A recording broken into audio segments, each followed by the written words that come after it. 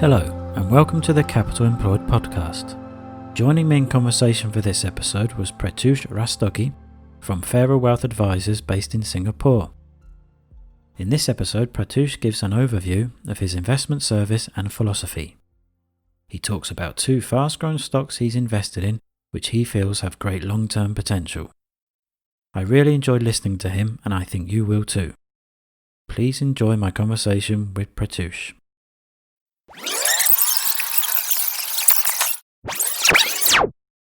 Hi Pratyush, thanks for coming onto the show. Thanks for having me. Can you tell us a little bit more about Fairer Wealth Advisors? What is it that you do?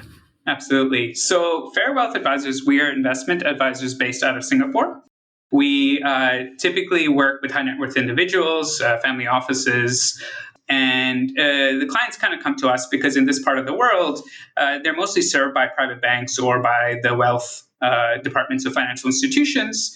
And typically, sometimes that can lead to a less than stellar experience because banks will want to see high churn on customer portfolios in order to make money. So clients really come to me looking for aligned advice and unfettered advice. And typically, clients kind of break into two forms. One are clients who have the propensity for investing, but not the time. Typically, younger customers with kids just coming into money, but are quite busy with their work. And then older customers who are retired and have the time, but probably don't have the propensity for investing, and they're probably a little bit more high touch. And typically, we see the client's whole portfolio, which is quite unique. Usually advisors will only see a sliver of the client's portfolio. We're fee only. We only really charge the customer a monthly fee, and we don't take any money sort of from any of the funds we invest in or any kind of asset that we invest in. And we frankly make most of our money through our own personal investing. I've noticed on your website you've done some really good research into Afterpay, Spotify, Adyen. Are these the type of companies and industries you invest in? Yeah, so typically, I think it's maybe easier to start with what we don't invest in. I tend to stay away from things that are very technical, pharma, biotech, genomics, things that are really quite out of my circle of competence. And what we're really trying to focus on is predominantly in the B2C space and B2B2C space. And we're looking for companies that are growing market share in markets that are growing. We tend to stay away from B2B SaaS, partly because one of the things we look for is a real love for the product from the customer side. And sometimes we find in B2B that's not necessarily required for success. So I'll give you a small example. Back in my previous life, I was a salesperson, led sales teams, and in some of the companies I work for, we use Salesforce, and frankly, I hated Salesforce. I actually thought there were much better CRM systems out there, and I found Salesforce really hard to use, and for that reason, I never really invested in the company, and that's obviously been completely wrong because the last couple of years, the stock's done super well. So I find sometimes it's easier for me to really do well on B2C and B2B2C companies. And what process do you go through to find these companies? Do you use a screener, or is it just more going out into the world and looking at what's going on? So it's more. So I think there's two ways I find most of our ideas, and we're talking single stock here because we also recommend clients invest in funds and things like that. But just on a single stock side, it's more. There's two ways we tend to find ideas. One is through other investors. There's a lot of investors we admire and we follow. And we chat to, and there's always a healthy idea exchange. So that's one way. And the other one is a lived experience. For example, Spotify is a great example of that. I am a power Spotify user. I think in a normal distribution curve of their usage, I would be at the high end. For me, it was quite a great product, and considering my use, I started looking into the company more and more. So I think those are really typically the two ways. So one is, as I said, through investors, and second is kind of just a lived experience. I spoke to another investor recently, and I think he put it nicely. Sometimes finding stocks can be quite a serendipitous experience. You're just kind of going through life and something kind of clicks. So I think that's a great way of finding companies, and it's very much with the Peter Lynch model of buying what you know and buying what you observe. Are you quite concentrated in your portfolio? Typically, yes. I mean, I wouldn't. I don't know if you look at some of the funds that we invest in, I find they're far more concentrated than general. But generally, I recommend clients have between 15 to 20 total positions. So not very concentrated, but you will have, if you have 15 to 20 positions, naturally you're going to have 4 to 5% positions in each one. So you can call that concentrated or not. Different people have different definitions, but certainly it's not over diversified to the point where a single position is not really having much impact. But it's certainly not where one position will be 40-50% of the portfolio. In your portfolio, can you talk us through one or two companies that you have great confidence in and you think going forward into the future are going to bring some really good returns for you? What's the thesis for investing in those companies? So what I thought could be quite fun to do, and if that's okay with you, is so the three companies that we posted publicly that we've invested in, as you mentioned earlier, is Afterpay, Spotify, and Adyen. And what we could do is really quickly go through them and talk about really what I think the market's missing about those three companies, because they're quite well known, I would say, by this point. So I think people would be familiar with the bull case and the bear case. And but if it's okay with you, maybe we can go through what I think the market's kind of missing about each of them. Does that sound okay? Yes, please do. Yeah. So, and if people want, if they want to kind of read the whole thesis, it's on the website, fairwealth.com. They can go check out the thesis. We typically post those publicly a couple months after we recommended them to our clients. But yeah, so let's start with Afterpay. So just in case people aren't familiar, really quickly, Afterpay is a buy now, pay later company. Say you're shopping for a shirt or a dress or something like that, and you can't pay for the whole thing upfront. Afterpay allows you to pay in full, and they charge 0 interest. And if you're late on your payments, you just pay a nominal late payment fee, and they won't charge you anything above that. So there's no debt spiral like you would have in a credit card.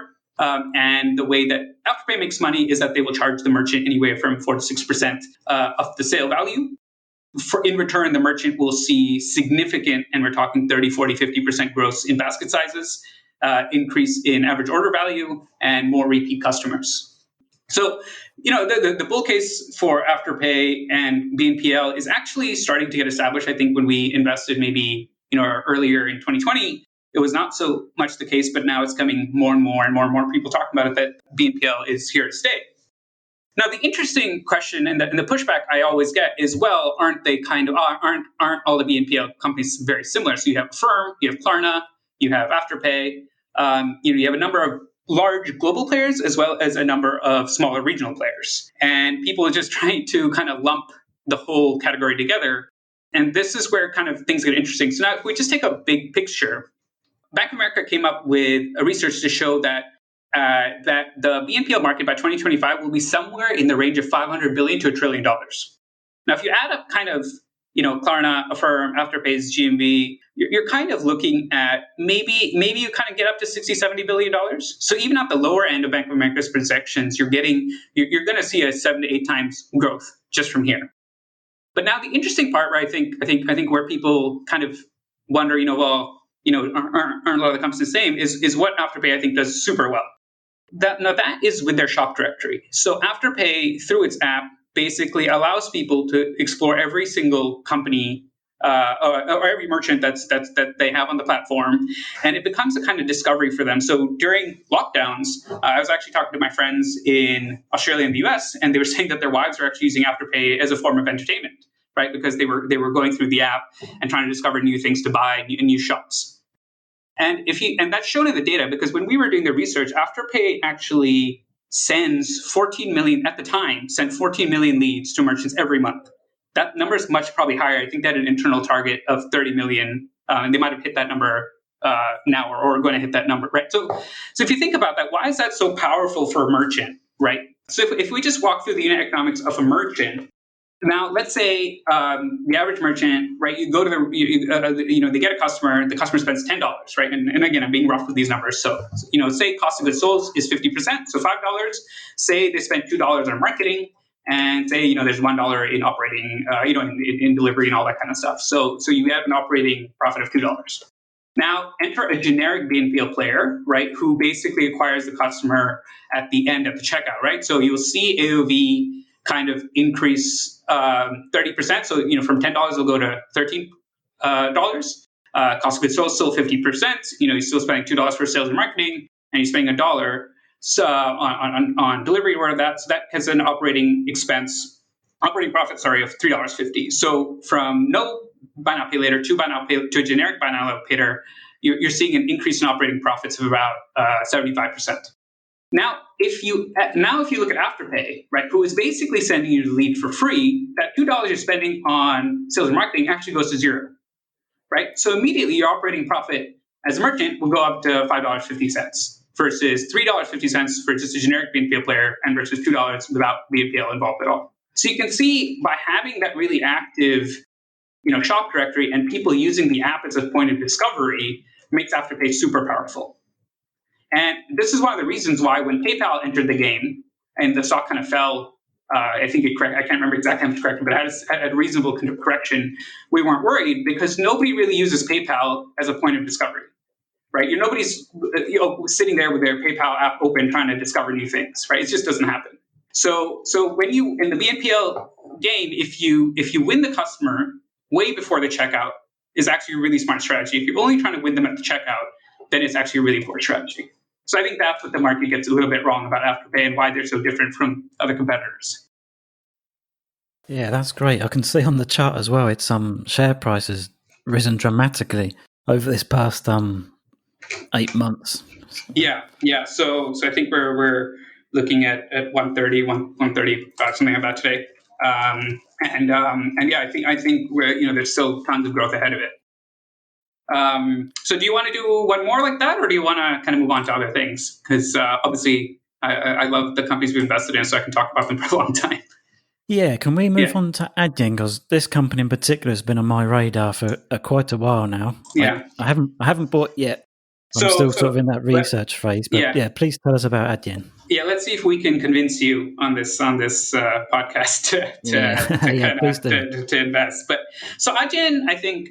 So again, I think people actually maybe not as familiar, but Adyen is essentially a payment processor. So if you've ever used Netflix or Spotify, which are big clients of Adyen, you're essentially using Adyen. So when you feed in your credit card information, that's Adyen processing that whole payment flow. And the unique thing about Adyen versus a lot of other payment processors is they have what's called an acquiring license from Visa and MasterCard across the world. So they essentially can do end-to-end, the whole end-to-end payments process, whereas with typical payment processors will only do part of it, and you as a merchant will have to kind of sort out the rest of it. Whereas Adyen is basically one contract, one single tech stack, and you're off and running. They typically, participate in the enterprise space. So a very, I guess you could say, competitor, but they don't really compete in the SMB space. Is Stripe, which is also a phenomenal company run by two very smart entrepreneurs. But Adyen is more on the enterprise space. Now, I think one thing that turns people off, actually, I've never had a conversation with anybody who thinks Adyen is a bad company. I think everybody agrees that it's a great product, it's a good company. And one thing that turns people off is just the raw valuation, right? I think people think it's very expensive, and they kind of see the stock price gone up and up, and it becomes harder and harder to buy. And I fell for that too. When Adyen first IPO'd, and I'd known about the product because I used to work for Grab, which is in this part of the world is a big ride-hailing company. And they would use Adyen for a lot of the payment processing across the countries. And my friends in the payments team used to tell me it was a fantastic company and product. But when they went IPO, I think it was something. I think eventually it got to about €400 stock price. Even then, I thought it was kind of expensive. And it was only really when I started looking at the TAM that it started to really convince me why there was still lots of growth left. So if you think about it, right, I was just curious. I'm like, okay, how big is really this payment space, right? If we just look at B2C side, so if you look at e-commerce, you look at OTT, you look at OTA, you look at streaming companies, how big is this market? And I tried to kind of add it up and remove China, because China is its own animal. But I very, very quickly got to a $4.5 to $5 trillion TAM, right? And this is just kind of on the B2C side, not even looking at B2B, which is a $16 trillion TAM on its own, right? So if you just come back to the B2C kind of $4.5 to $5 trillion, and this is just at this time, not even looking at any growth going forward, right? And then I started to kind of think through, okay, so how big are the kind of newer players? So Adyen, Stripe, PayPal, there's a small company called Checkout.com that's doing really well. If you kind of add that up, you're kind of getting to volumes of maybe a trillion point five from them. So it's like, okay, well then who is really processing the other, $4 trillion worth? And that answer the question, was answered when I got to reading a transcript about one of, an executive from one of the legacy players, WorldPay. And he basically said that, a company like Adyen doesn't even yet crack the top 10 of payment processors, because most of it is still done by legacy companies like the likes of WorldPay and Ingenico. So the entire TAM doesn't even have to grow for Adyen to grow, because they will continue to gain market share from these legacy players. And I'm very confident in saying that is because their tech stack seems to be so much more superior than legacy players, because they sold their old company. So the founders of Adyen sold their old company, Bibit, to WorldPay. And they know what the tech is like, and they know why Adyen is so much better. So even if you think about the company and these opportunities in the broad landscape of TAM, or if in the framework of TAM, then at $300 billion in volume processed, it really doesn't seem that big. And so I think if you can think about this company in terms of where the TAM is, where they are, and how much more market share they can gain, then I think the expensive factor will probably lessen in your mind. Yeah, I think that's what excites me about it. Yeah. During your write-up, which is fantastic, by the way. Thank you. You've put for your TAM, you haven't even included B2B payments, which is nearly 17 trillion. Yeah. And that is a huge market to go into. Yeah. So I think if you look at it in that space, I think Adyen has lots of room to grow. And I think, going forward, I think there's no reason why in a couple of years Adyen shouldn't be a $100 billion company. Yeah, that's fantastic. Sure. I've noticed on your website you say you are an avid reader. What book are you currently reading? So actually this year I've been challenging myself to read more science and philosophy. And I know it sounds a bit boring, but I've even gone as basic as, so I've started reading On the Origin of Species, which is Charles Darwin's first book. I got to be honest, it's not, it's tough. I've been trying to challenge myself in my reading. And I often find myself, referring to the Cliff Notes to make sure I've understood the chapter I just read. But it's not something I would necessarily recommend. I think really quickly, one book that I read last year that I thought kind of changed my perspective on things is a book called Die with Zero by Bill Perkins. And that was a really interesting book. As investors, we get obsessed with compounding. And one of the reasons we don't like spending money now is because, it'll compound over a long period of time and it'll be worth a lot more later. But the reality is, as you get older, you can enjoy your money far less. Say if you wait till you're 60, 70, 80 to spend your money, there's just only so much you can do. And it's the same with charity, right? It makes more sense to spend money now when your charity needs your money now than try to give it away later in life. So I think if people, check that book out, I think it's a pretty interesting take on how to spend your money and how to spend it when you can enjoy it the most. So where can listeners find out more about you? Yeah, so they can go to my website. That's probably the best place. That's fairwealth.com. That's FARRER wealth, WEALTH.com. And they can also subscribe to our blog, which we write once every 2 weeks via Substack. And through that, they should have all the information they would need on us. Okay, that's great. Thank you so much for coming on to the show. Yeah. And hopefully we can get you back on again in the future. Absolutely. Thanks so much for having me. This was fun. And I hope your listeners enjoy it. I think they will. Thank you.